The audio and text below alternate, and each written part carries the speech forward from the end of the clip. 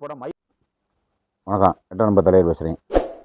பாரதிய ஜனதாவில் பெரிய பூகம்பமே வச்சுக்கிட்டு இருக்கு. ஏன்னா அண்ணாமலையை திட்டமிட்டதே அவங்க மேலே இருந்து கீழே வரைக்கும் மாற்றுறாங்க. அவங்க ஒழிச்சு கட்டணும் முடிவில் இருக்காங்க. நம்ம ஏற்கனவே போன வீடியோவில் கூட நம்ம சொல்லியிருந்தோம். இப்போ என்னடான்னு கேட்டால், திருப்பி அண்ணாமலையை நிற்க வைக்கிறதுக்கு உண்டான வேலையை டெல்லி தலைமை பார்க்குது அப்படின்ற மாதிரி சொல்கிறாங்க. மாநில தலைமையும் பார்க்குது அப்படின்ற மாதிரி சொல்கிறாங்க. ஒவ்வொரு விஷயத்திலையும் மல்லுக்கட்டி ஒரு பொறுப்பு வாங்கினா அந்த கட்சி விளங்குமா? அவனும் விளங்குவானா? நான் கேட்குறேன். எத்தனை பிரச்சனை மாநில தலைவரை மாற்றினதுலேருந்து அண்ணாமலைக்கு எத்தனை நீங்கள் பிரச்சனை தருது. 5 தொகுதிக்கு பொறுப்பாளராக போடுறது, உடனே அதுக்கு அவர் ராசினமான்றது அவர் அண்ணாமலை, உடனே திருப்பி அதை கலைக்கிறது. இவரை நாடகத்தை பாருங்கள். டெல்லியிலேருந்து ஆட்டோமேட்டிக்காக இன்டிமேஷன் கொடுத்து பண்ணிக்கிட்டே இருக்காங்க. இது மாநில தலைமை இல்லை, டெல்லியிலேருந்தே பண்ணுறாங்க. ஏன் என்ன காரணம்? அவர் 1000 கூட்ட கட்சியை வளர்த்துக்காரல. கட்சி அவன் அண்ணாமலை தவிர ஆரியா வளர்த்தவன் செத்தவையில் இந்த 4-5 பேரை புன்றதாக்கிட்டேன். இந்த எச் ராசா, வானதி சீனிவாசன், தமிழிசை விகலா வளர்த்த கட்சியை ஓடி உழைச்சி அந்த ஆளில் வளர்த்தேன். அதெல்லாம் நம்ம நினைக்கணும்ல. நம்ம இதை விட்டுவிட்டு இவங்க என்னென்னா சுத்தமே ஓரம் கட்டணும், உள்ளே வச்சுக்கிட்டே ஆட்டோமேட்டிக்காக நம்ம க்ளோஸ் பண்ணி செல்லா காசு ஆக்கி விட்டுருவோம் அப்படிங்கிறது மாதிரி அவங்க திட்டத்தோட, பெரிய லெவலில் திட்டத்தோட அமித்ஷா உத்தரவில், மோடி உத்தரவில் இங்கே கீழே வரைக்கும் செயல்படுறாங்க. உடனே சீட்டு கொடுக்கல. யாருக்கு? கோயம்புத்தூரில் ஒரே ஒரு தொகுதியை மட்டும் கொடுத்துட்டு அவர் கேட்ட தொகுதியே கிடைக்கல. சிங்கானூர்லாம் கேட்டதான், அது கடைசியில் இல்லைன்ட்டாங்க.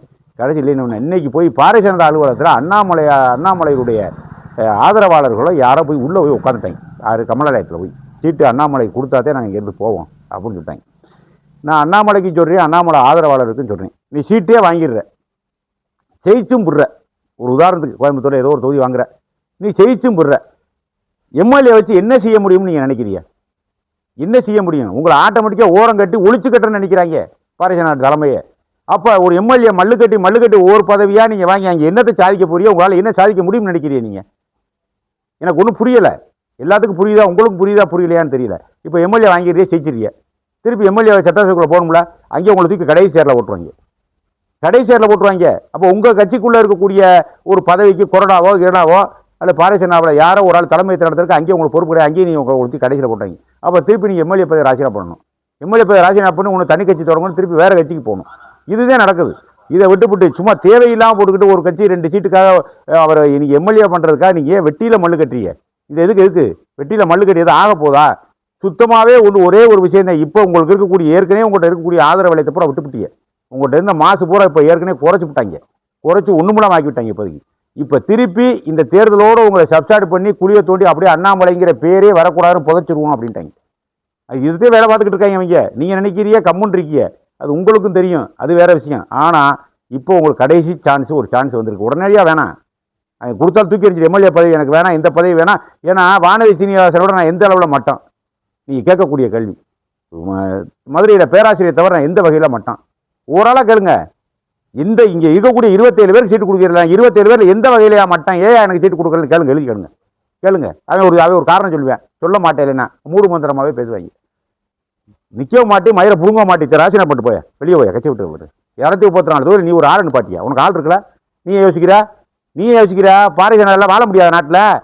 உலகம் பறந்ததியா பாரதிய ஜனதாக்காரன்? என்ன தூசி என்ன எல்லாத்தையும் உலகத்தையும் மட்டிடுவாரோ, உலகத்தையும் முழுங்கி விடுவாரோ அமெரிக்காவுக்கு மோடியும்? உனக்கு பிடிக்கலையா? அங்கே என்ன நடக்குது? உன்னை ஒழிச்சு கட்டுன்னு நினைக்கிறான்ல. உன்னை எஸ்பியை முதக்கிட்டு பதவியை ராஜினாமா போட்டு உன்னை கூட்டிகிட்டு வந்தாங்கல்ல. எஸ்பியை முதல் தூக்கி ஒழிச்சுக்கிட்டு மாநில தலைவர் ஆக்கினாங்கல்ல. இப்போ கடைசி கிளை செயலாளராக கூட ஆக்குறாங்க. மாநில தலைவராக இருந்த ஆளை கொண்டு கிளை செயலாளர் ஆக்க பார்க்குறாங்க. கிளை செயலாளர் ஆக்கி அதோட கதையை முடிச்சு விடணும்னு பார்க்குறாங்க. அப்போ நீங்கள் என்ன செய்யணும்? இந்த நேரத்தில் உடனடியாக ராஜினாமா. எனக்கு சீட்டு வேணாம், ஒன்றும் வேணாம், எனக்கு தெரியும் ஏன் வழியை பார்க்குறது. நீ என்ன எனக்கு வழியை சொல்லிக் கொடுக்குறது? நான் பப்பாவா? பால் குடிக்கிற பப்பாவா? எனக்கு அரசியல் தெரியும். மோடி அளவுக்கு, அமித்ஷா அளவுக்கு தெரியனாலும் எங்கள் அளவுக்கு எங்களுக்கு அரசியல் தெரியும். தமிழ்நாட்டு எங்களுக்கு போதும், இந்த அறிவை வச்சு எங்களுக்கு அரசியல் நடத்தினா போதும் அப்படின்னு சொல்லிட்டு தனி கட்சி ஒன்று தொடங்கியா. 234 ஆள்னு பாட்டியா. முன்னாடி எல்லாம் ஒரு பாரதிய ஜனதாக்காரன் கூட எல்லாம் ஓடியாந்துருவாங்க. அங்கே எவையா இருக்கேன்? ஒரு பேர் இருக்க மாட்டானே அங்கே பாரதிய ஜனதாவில். உன்னை வச்சுருந்தாத்தே ஆள் அங்கே பாரதிய ஜனதாவில். அண்ணாமலை பின்னாடி இருக்கக்கூடிய ஆள் தான். வேறு அண்ணாமலையை தாண்டி ஒரு தொண்டனை அமித்ஷாவை மோடி சேர்க்க முடியாதுன்னு நான் சவால் வரேன். தமிழ்நாட்டுக்குள்ளே முடியுமா உங்களால்? சேர்த்து பிடிக்க பார்க்கலாம். ஏதோ அண்ணாமலை ஆய்வுன்னு ஏதோ கத்தி ஏதோ அப்படி இப்படின்னு கூட்டம் போட்டு ஏதோ பண்ணவனா ஒரு கூட்டம் சேர்ந்தேன். நீங்கள் தான் இங்கே உங்கள் கற்றுக்கு தான் இங்கே ஆள் வந்து சேர்ந்தேன், எங்களுக்கு தெரியாது. அதனால் அண்ணாமலைக்கு நான் கடைசியாக ஃபைனலாக ஒரு சான்ஸ் தரேன். இதை கேட்டாலும் சரி கேட்காட்டாலும் சரி, அது உங்கள் புரியும். நீங்கள் என்ன நினச்சிக்கிறதுக்கே தெரியாது. உடனடியாக கட்சியில் கட்சியை விட்டு வெளியேறுங்க.